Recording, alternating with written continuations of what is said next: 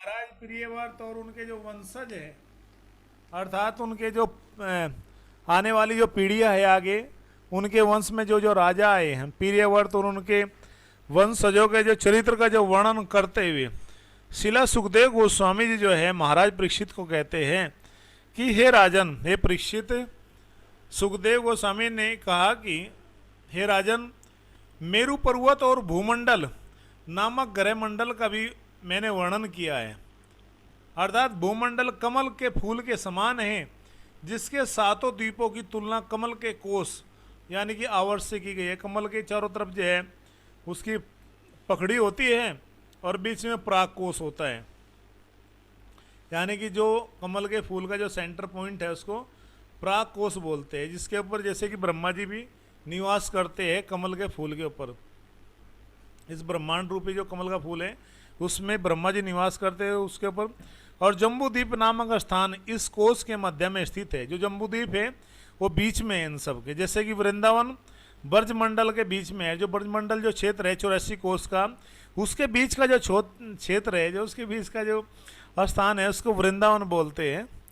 और कहते हैं कि इसी तरह से बीच में स्थित है जम्बूद्वीप में सुमेरु नामक एक बड़ा पर्वत है। सुमेरु नाम का एक बड़ा पहाड़ है और इस स्थान के कोश में जो है वो स्थित होता है, जो ठोस स्वर्ण से बना हुआ है। ये बिल्कुल ठोस सोने का बना है सुमेरु पर्वत।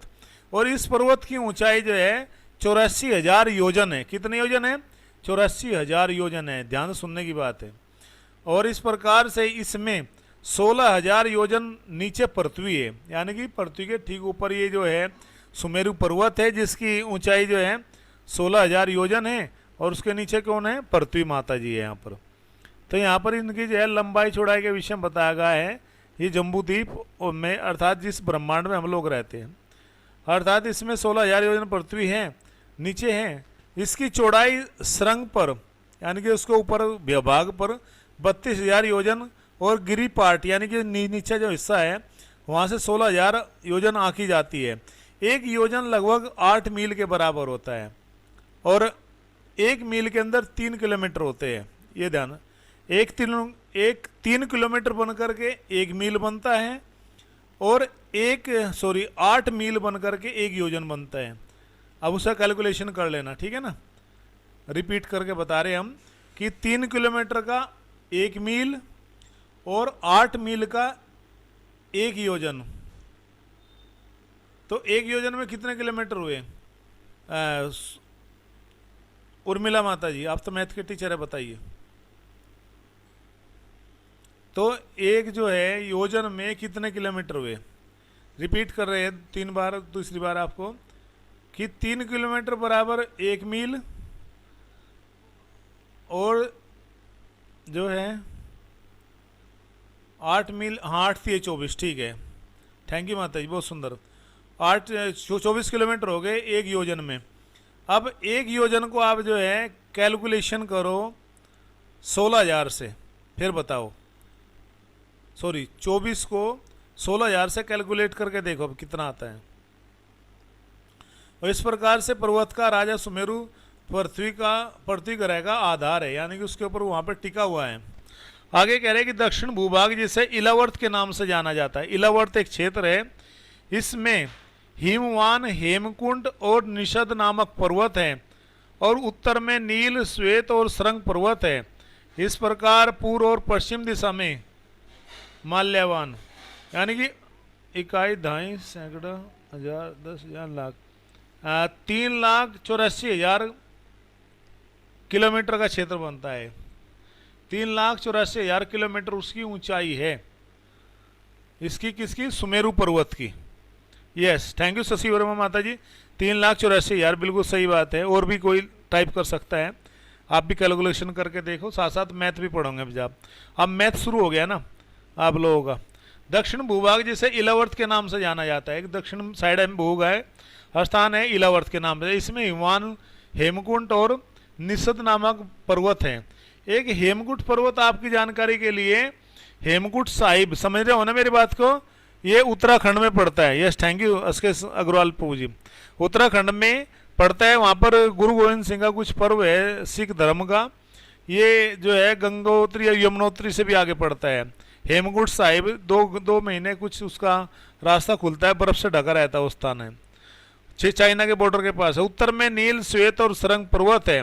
इस प्रकार पश्चिम दिशा में माल्यावान, गंधमादन नामक 2 विशाल पर्वत हैं। सुमेरु पर्वत के चारों ओर मंदर, मेरु मंदर, सुप्रासु, मुकुद नामक 4 पर्वत है। इस प्रकार से यहाँ पर जो है ये सब पर्वतों की जो है ऊंचाई बताई गई है। और कह रहे इनमें एक आम का, मतलब जो सुमेरु ये पर्वत है इसके चारों ओर अलग अलग नामक ये पहाड़ है, पर्वत है, और प्रत्येक पर्वत 10,000 योजन लंबा होता है तथा 10,000 योजन ऊंचाई भी है उसकी। लंबा यानी कि ऐसे, और ऊंचाई मैंने लंबा मैंने लेंथ और ऊंचा मैंने हाइट। ये सही है ना, ये ऐसे ही बता देना भाई, मिस्टेक ना हो कहीं। इन चारों पर्वतों पर 1100 योजन ऊंचे वृक्ष हैं जिनकी ऊंचाई 1100 योजन है। ऐसे पहाड़, ऐसे पेड़ है। इनमें से एक आम का, एक जामुन का, एक कदम का और एक बरगद का पेड़ है। इनमें अनेक सरोवर भी है जो दूध के बने हुए हैं। ध्यान सुने, बड़े काम की चीज आएगी आगे। अब जो दूध के हैं, मधु यानी कि शहद के हैं, गन्ने के रस के हैं, शुगर कैन का जूस है उसमें भरा हुआ, और शुद्ध जल से भरे हुए हैं। ऐसे भी सागर है ये सरोवर समस्त मनोकामना को पूर्ण करने वाले हैं। साथ ही इनमें नंदन, चित्ररथ, वेभारजक, सर्वतोभद्र नामक उद्यान भी है। सुप्रासु पर्वत के पार्श्व में, अर्थात नीचे जो भाग है, कदम का पेड़ है। इसके कोटर से मधु की धारा बहती रहती है।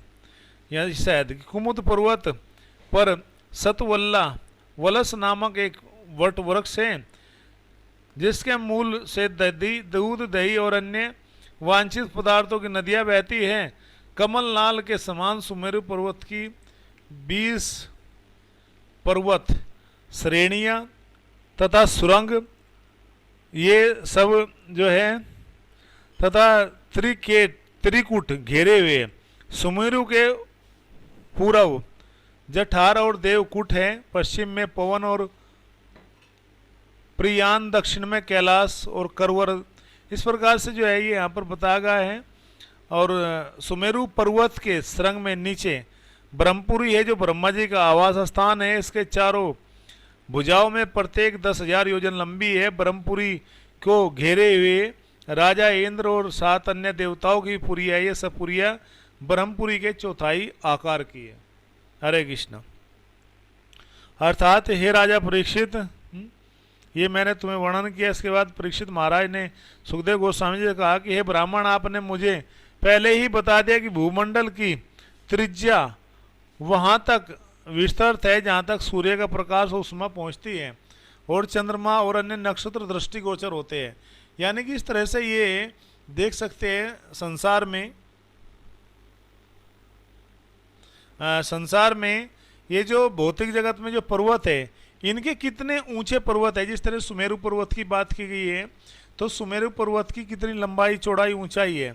तो यानी कि यहाँ पर भूमंडल नामक एक लोक, भूमंडल जिस लोक में आप लोग रहते हैं, जिसको अर्थ या प्लेनेटरी सिस्टम बोलते हैं, यहाँ पर तक सूर्य का प्रकाश पहुँचता है। आप तक सूर्य का प्रकाश पहुँचता है, कितनी दूरी में पहुँचता है?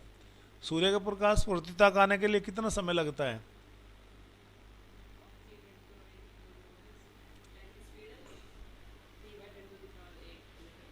आठ मिनट 54 सेकंड।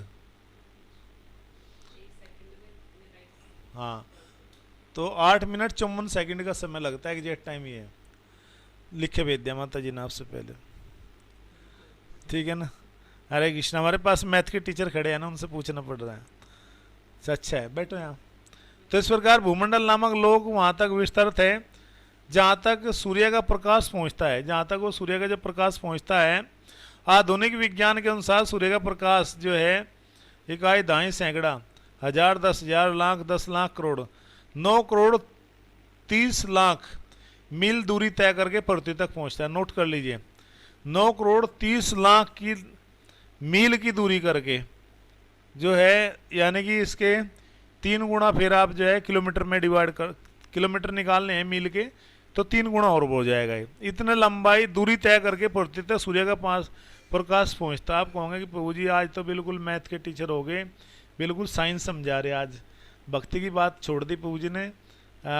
वो सदाचार, प्रेम, करुणा, दया, सहिष्णुता सब छोड़ दिया, प्रभु जी मैथ के टीचर बन गए। हाँ भाई, ये प्रमोशन हो गया है, क्योंकि जानना जरूरी है। अगर ये सब आपने जान लिया, समझ लिया, तो आपको दुनिया में कोई नहीं पराजित कर सकता। आपकी विजय हमेशा होगी, प्रभुपाद जी का आशीर्वाद है, क्योंकि साइंस की भाषा में भी जवाब देना पड़ेगा आपको। तो सूर्य का प्रकाश जो है 9 करोड़ 30 लाख मील दूरी तय करके पृथ्वी पहुंचता है। और हम इस आधुनिक सूचना के आधार पर गणना करें तो भूमंडल की जो त्रिज्या है, देखो मुझे मैथ नहीं आता भाई, मैं पहले याद उठा रहा हूँ। त्रिज्या क्या होती है? क्या नाम, उर्मिला माता जी आप बताइए, त्रिज्या क्या होती है? या कोई और भी लिख सकते हैं, त्रिज्या क्या है? त्रिज्या 9 करोड़ 30 लाख मील हुई। गायत्री मंत्र में हम ओम भूर भुआ स्वा का जो जप करते हैं उसमें, अच्छा रेडियस, यस थैंक यू, उसमें भूर शब्द भूमंडल का द्योतक है। अच्छा, रेडियस को त्रिज्या बोलते हैं उसका, यानी कि जो ये गायत्री मंत्र हम पढ़ते हैं उसमें भी नाम आता है ओम भूर भुआ स्वा तत्सवितु है। तत्सवितु वरेण्यम, यानी कि सूर्य का प्रकाश भूमंडल में फैला हुआ है, अतः सूर्य पूजनीय है, सूर्य की पूजा होनी चाहिए।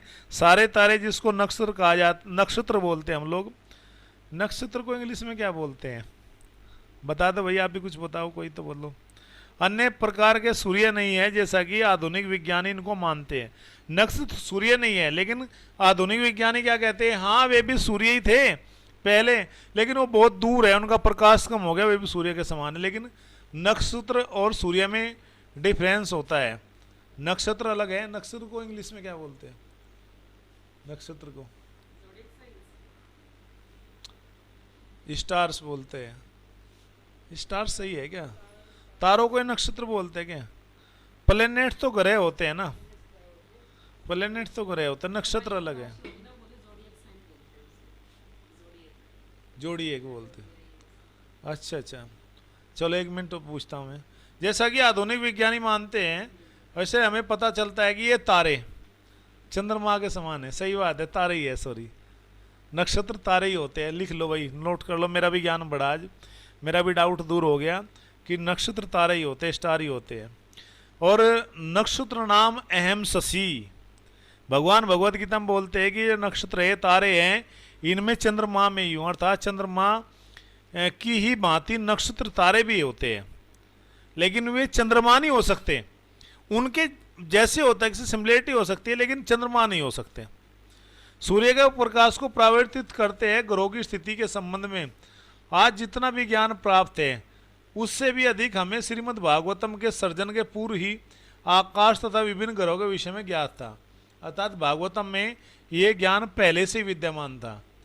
आप जो है, तो जैसे कि सुखदेव गोस्वामी जी ने ग्रहों की स्थिति के संबंध में जो व्याख्या की है, वो ये सूचित होता है कि इससे ही पूर्ण अत्यंत दीर्घ काल में तत्व संबंधी ज्ञान प्राप्त था। वैदिक काल के ऋषियों को विभिन्न लोगों की स्थिति जो है पता थी, ऐसा नहीं कह सकते कि ऋषि मुनियों को नहीं पता थी। जैसे कि आगे बताया गया है, महाराज प्रियव्रत के रथ के चक्रायमान पहियों से 7 खाड़ियाँ बन गई थी। जब प्रियव्रत जी जो है अपना रथ लेके चलते थे, तो उनके जो पहिए थे रथ के, हाँ 2 पहिए थे ना, जो बीच में धुरा थी, एक लाट होती है जो दोनों पहियों में लगी होती है, जिनसे चलते हैं, तो उससे जो है जो वे चले और उनके जो निशान बने, उनसे 7 खाड़ियाँ बनी। खाड़ी को इंग्लिश में क्या बोलते हैं? बे, हाँ, बे ऑफ बंगाल, सही बात, बंगाली खाड़ी, जिससे 7 समुद्रों की उत्पत्ति हुई। इन 7 समुद्रों के कारण ही भूमंडल 7 द्वीपों में डिवाइड हो गया।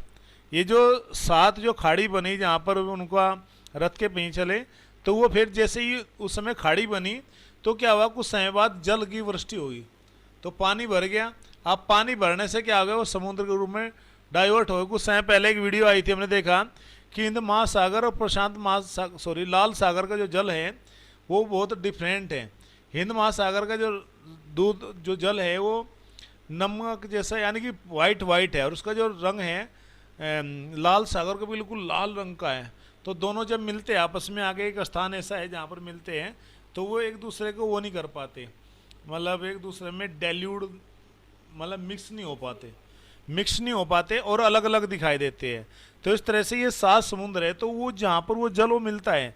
अभी किसी ने वीडियो भेजी थी मेरे पास में, मैं देखता हूँ व्हाट्सएप पे पड़ी है क्या, मैं आपको भेजूंगा। तो वो हमेशा अलग अलग रहता है जल, कि कोई कभी समुद्र में गया आप क्लास में से, कोई आप में से समुद्र में कभी यात्रा किया आप लोगों ने कभी? तो इन 7 समुद्रों के कारण भूमंडल 7 द्वीपों में बटा हुआ है। ये शशि वर्मा माता जी, तो थैंक यू। तो क्योंकि आप दूसरे सागर में नहीं गए होंगे, दूसरे सागर की पृथ्वी गए होंगे, थोड़ी बहुत दूर तक चले गए होंगे, या दूसरे पृथ्वी में भी गए आप? अच्छा गए हो। आपकी इतनी माप और नाम विशिष्टताओं का सामान्य वर्णन किया गया है, इसे अनेक संबंध में विस्तार से जानने की इच्छा है, कृपया करके हे गुरुदेव जी। अच्छा जगन्नाथपुरी में गए थे आप, थैंक यू माता जी। तो कहते कि जब मन पूर्ण पुरुषोत्तम भगवान के भौतिक प्रकृति गुणों से निर्मित बाहरी जो रूप है, उसमें अलग अलग रूप है, भौतिक प्रकृति गुणों से जो बना है, एक तो बाहरी रूप है, एक उसका स्थूल रूप है। स्थूल का मतलब है कि उसका भौतिक जो रूप है, भौतिक जो आकार दिया गया है उसका, ये ब्रह्मांड के बारे में। तो वहाँ पर कह रहे हैं कि स्थिर हो जाता है जब उसे शुद्ध सत्व की स्थिति प्राप्त होती है।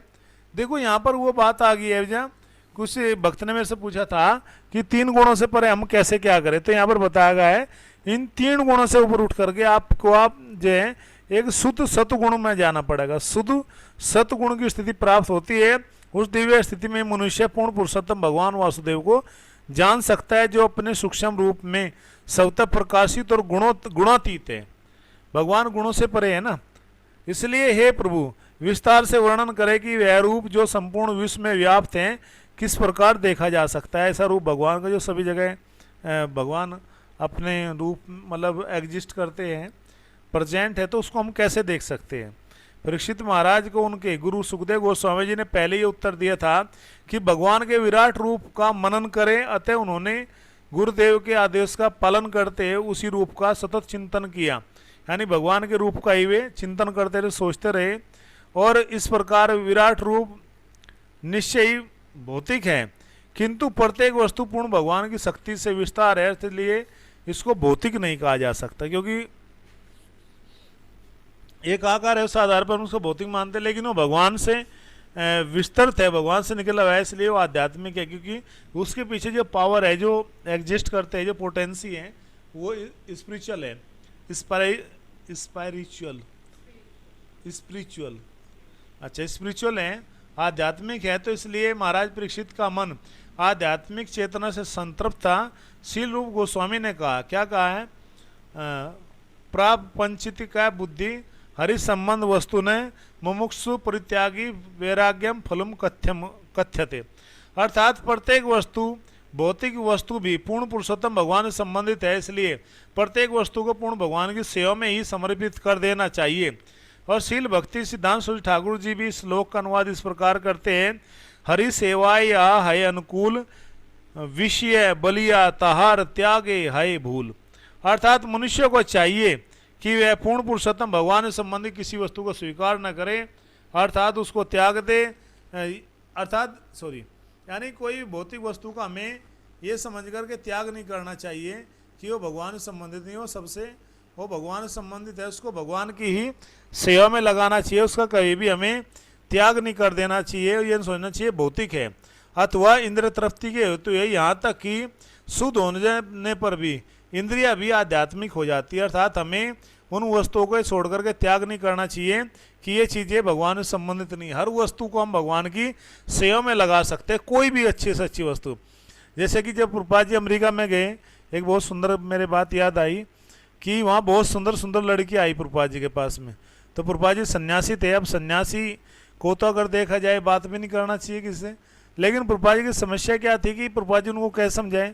तो प्रभुपाद जी तो भगवान के शुद्ध भक्त हैं, वो तो इन सब चीज़ें पूरे। तो प्रभुपाद जी ने खुद उनको अपने हाथों से प्रसाद बनाना सिखाया। एक बार एक लड़की थी यमुना देवी दासी माता जी की बहन छोटी, बाद में वो इस्कॉन में ही उन्होंने दीक्षा ली, शादी हुई इनकी, तो वो सिगरेट पी रही थी। तो नहीं, उन्होंने पहले सेवा करना शुरू किया, उनकी बहन की शादी थी प्रभु, और प्रभुपाद जी पुरोहित बने थे, पंडित जी प्रभुपाद जी थे। देखो कैसे सन्यासी थे प्रभुपाद जी हमारे, यानी कि वन मैन शो, एक ही आदमी सब कुछ कर रहे हैं। तो वो आटा गूंदते गूंदते पूरियों का प्रभुपाद जी समझा रहे थे, ऐसे आटा डालो, इसमें उसमें घी डालो, तेल डालो, वो मुलायम बनेगी, कचौरी अच्छी फूलेगी। तो कहती 2 मिनट। बोले यस। बोले प्रभुपाद जी क्या कैन आई है सिगरेट, क्या मैं एक सिगरेट पी सकती हूँ? प्रभुपाद जी ने कहा आप पी लीजिए। फिर भाई बोले कि आप हाथ धो करके मुंह धो करके आइए तब दोबारा सेवा कीजिए। हमारे यहाँ होते तो भगा देते, बोले तुम इस्कॉन का नाम खराब करोगे। तो प्रभुपाद जी ऐसे लोगों को टॉयलेट कर दे। फिर प्रभुपाद जी साड़ी लेकर के आए, साड़ी का रंग बता कि लाल रंग की साड़ी होनी चाहिए। शादी में लाल रंग की पहनते हैं सफ़ेद रंग की? अच्छा अच्छा अच्छा, लाल रंग पहनते, थैंक यू। तो वो प्रभुपाद जी ने डिसाइड किया, सब कुछ बताया। और फिर उनको साड़ी भी नहीं बांधनी आती थी। फिर प्रभुपाद जी ने ये सब कुछ पहनना सीखा, साड़ी भी अपने हाथ से प्रभुपाद जी ने बांध दी। बताइए एक सन्यासी बांध रहा है क्योंकि वो भगवान के शुद्ध भक्त थे, संसार में सिखाने के लिए हमें आए थे। तो इस तरह से वो सभी चीज़ें आध्यात्मिक हो जाती। प्रभुपाद जी ने कहा कि तुम्हारा जीवन भले ही सही कल्चर ना हो, लेकिन तुम भगवान की सेवा करोगे, तुम्हारी इंद्रिय शुद्ध हो जाएगी।